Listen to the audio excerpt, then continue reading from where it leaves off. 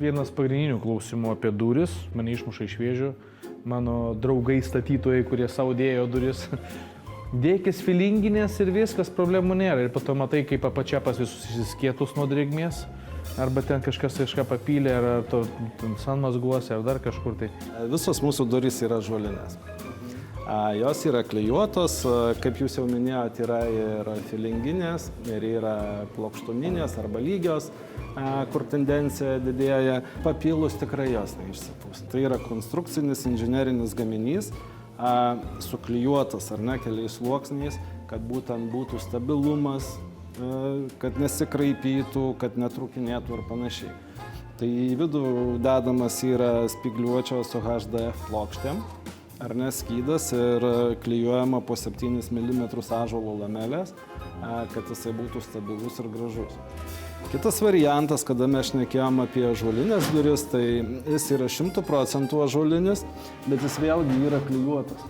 Jeigu pažiūrėsim, tai yra ąžuolo bruseliai, ar ne, suklijuoti mažesni, didesni ir viršuje lamelės. Tai realiai šitie visi konstrukciniai momentai, kur eina sluoksniais, jie yra tam, kad jisai pats save sutvirtintų, ne? Taip, kad jisai turėtų tą savo patvarumą ir stabilumą visą. Tai, pasižiūrėt, ką jūs čia turit, nes matau, kad įvairovė ir atspalvių čia... Tai, prašom, pasidairykit, kas jums labiausiai patiks. Čia turbūt tokia Provansas klasikinis. Čia yra klasikinės, taip mes jas ir vadinam, visiška klasika, klasikiniais apvadais. Čia yra... Kas čia yra? Čia turim modernesnį art deko stiliaus ir čia parodė, kad gali jos būti stumdomos. Ar ne, tai stumdoma varčia su paslėpta sistema. O tai kur bėgeliai? Pakavojam, kad netrukdytų pražengti. Nei čia bėgelių nėra. Nereikia čia. Geras. Tegu važinėja jos tos durys, tai yra... Žinau, kam tiktų šitos durys. Žvaigždžių karų mėgėjim. Gerai. Žinosiu, kam pasiūlyti. Levitacija. Faina faktūra. Su horizontaliu velvet raštu turim, ar ne, įskiria kiekvienas grožiai. Tos matinės dažniausiai durys jos labai mėgsta purvą ir jie baluotus vaikų pirštus, kuris įgeria. Aišku, aš įtariu, kad čia turbūt impregnuota, tai taip lengvai to brūdo negeria. Žinoma, tai yra du tipai. Arba alyvuojam, mes gali būti viskas grindų spalvom duris, ar ne, mes jums galim pagaminti ir tą vientisumą. Arba mes dažom. Ačiū, ir baltų turit. Turim ir baltų. Va šitas turbūt ir norėčiau.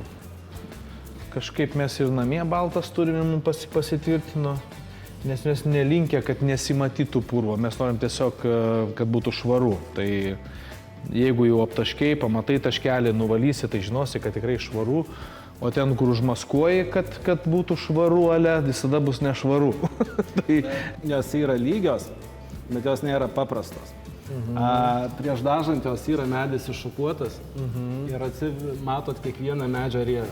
Kiekvienos durys vis tiek bus kažkuo skirtingos, nes kiekvienos turės savitą raštą ir tą natūralumą.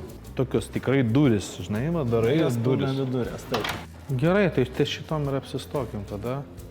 Aš tik tada reikia, vis tiek reikia paskambinti, kad po to... Žinoma. Kai visada užsiemus. Labas, princesė. Apie kokias duris kalbė? Žiūrėk, yra toksai klausimas. Kokią spalvą durų mes turim rinktis?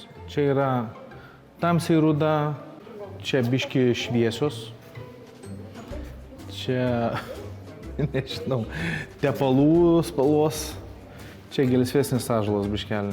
Mano pasiūlymas yra tarp šviesių medžio spalvos durų ir baltų. Ką tu apie tai galvoji? Tai balta? Va šitos. Švaru, estetiška ir šiaip, taigi duris tai lengvai paims ir nusivalys. Aš galvoju, kad tikrai šiais laikais tai galima tikrai viską nuvalyti. Pirmą kartą abudu į 10-tuką, nu. Gerai? Gerai. Bučkis?